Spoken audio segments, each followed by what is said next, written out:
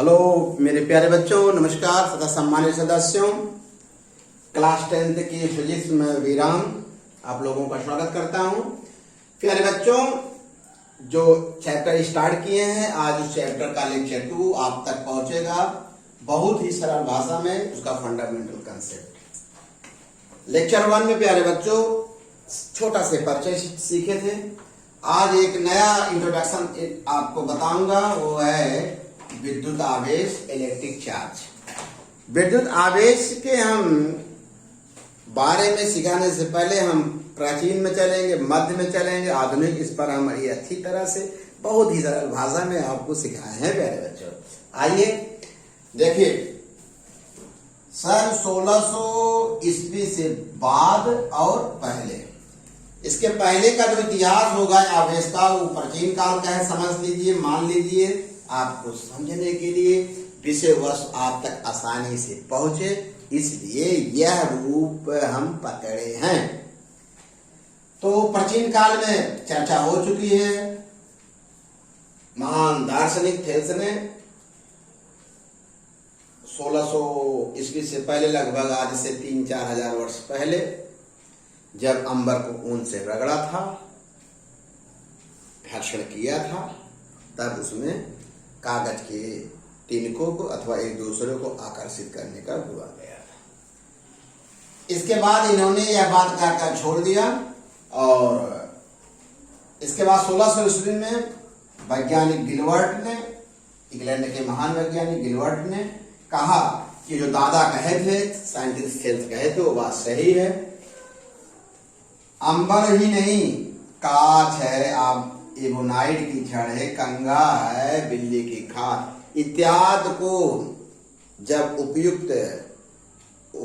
इत्यादि को जब रगड़ा जाता है तो उनमें एक दूसरे को क्या आकर्षित करने का गुण आ जाता है। कौन कहा? इसका मतलब है, इन्होंने कहा जब दो वस्तुओं को, दो भिन्न भिन्न वस्तुओं को जो आपस में रगड़ते हैं, उनमें या तो एक दूसरे को आकर्षित करने अथवा एक दूसरे को प्रतिकर्षित करने का गुण आ जाता है।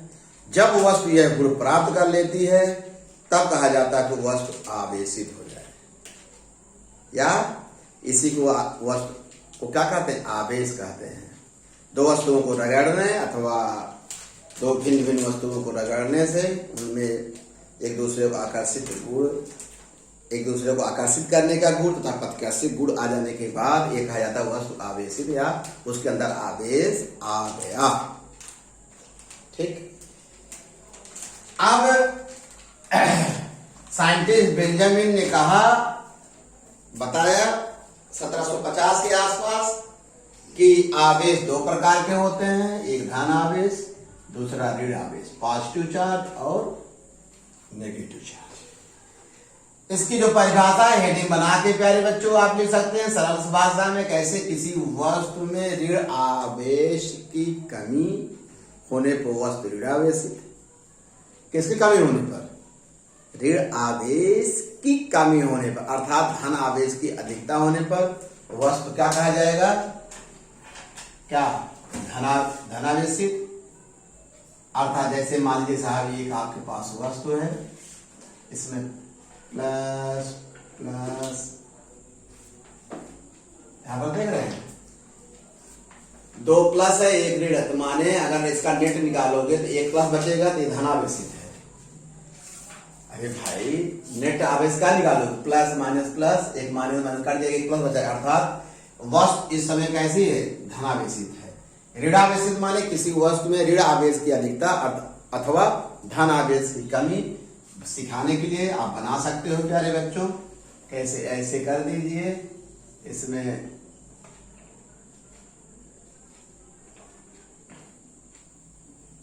देख, केवल एक धन आवेश, ऋण आवेश 4, नेट आवेश कितना होगा?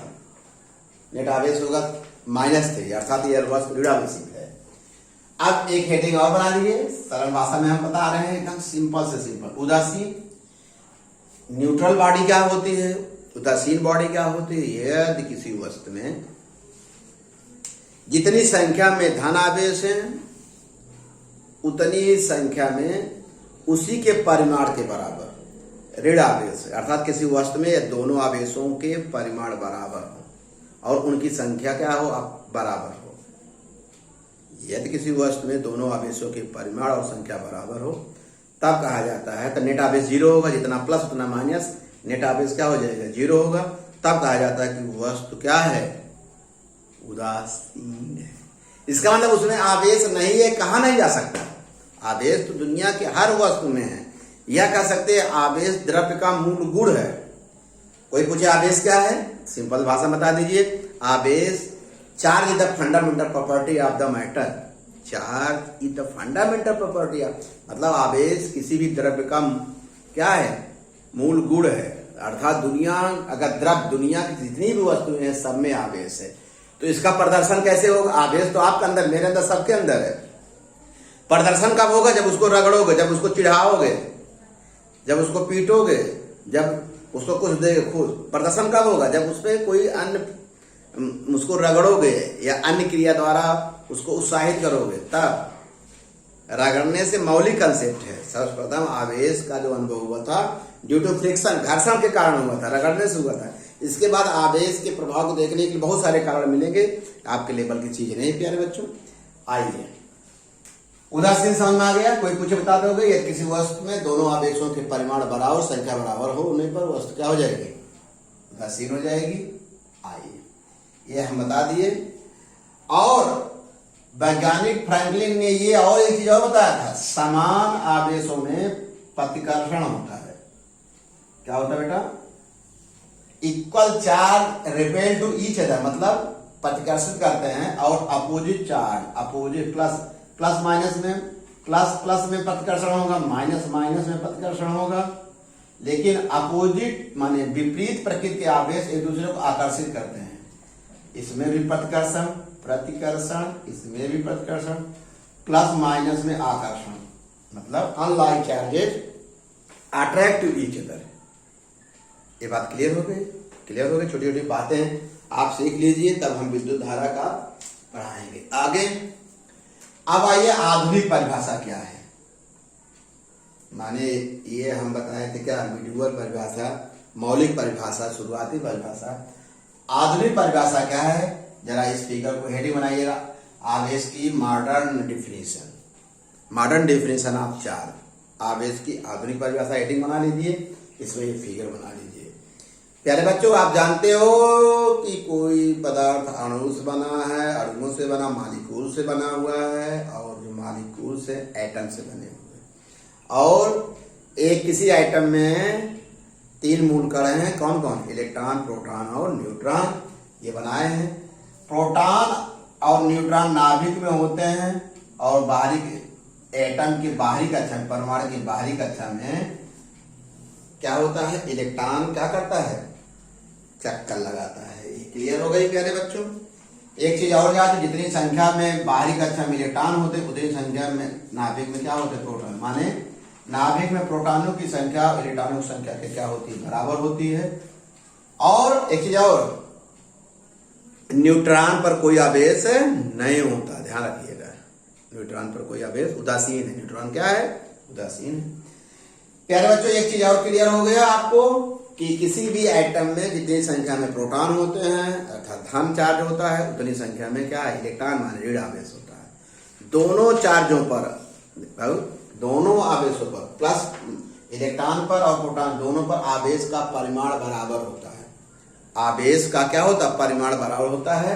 और आवेश का जो परिमाण होता है, चाहे इलेक्ट्रॉन हो, उसका मान होता है 1.6 × 10⁻⁹। और एक बताएंगे, जान लो, आवेश का मात्रक कूलाम होता है।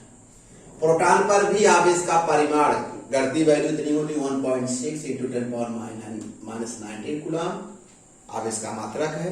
इलेक्ट्रॉन पर भी इतने आवेश होता है, लेकिन प्रोटॉन पर ये प्लस होता है, इलेक्ट्रॉन पर क्या होता है, माइनस होता है।